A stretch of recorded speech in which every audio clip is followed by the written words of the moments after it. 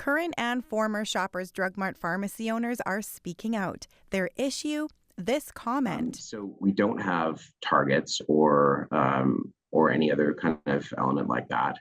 The president of the company firmly denying accusations of targets for billable medication reviews just last month.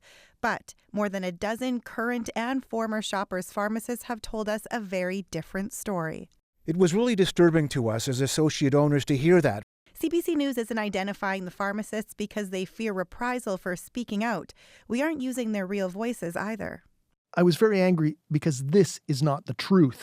He knows full well that they're in place.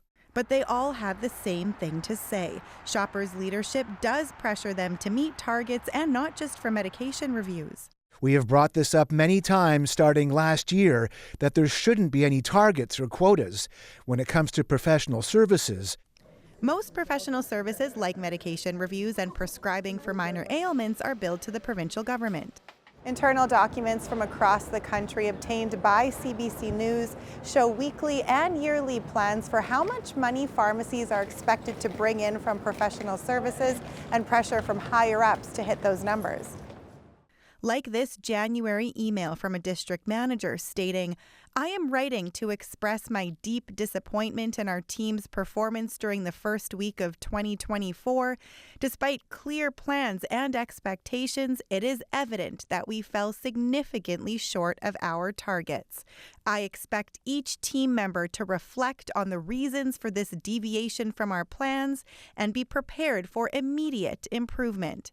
CBC News requested another interview with the president of Shoppers. We were told he was unavailable, and the company stands by his previous remarks. It also said it's reinforcing mandatory training on the appropriate use of pharmacy metrics and how to communicate with pharmacy owners and their teams, and that its role is to help owners by working with them on a yearly plan to deliver professional services. But current and former owners say while they support providing these services, they have zero say in that yearly plan. It is totally unethical to have targets. Angelina, the people you spoke to shared a lot of information, including some billing numbers.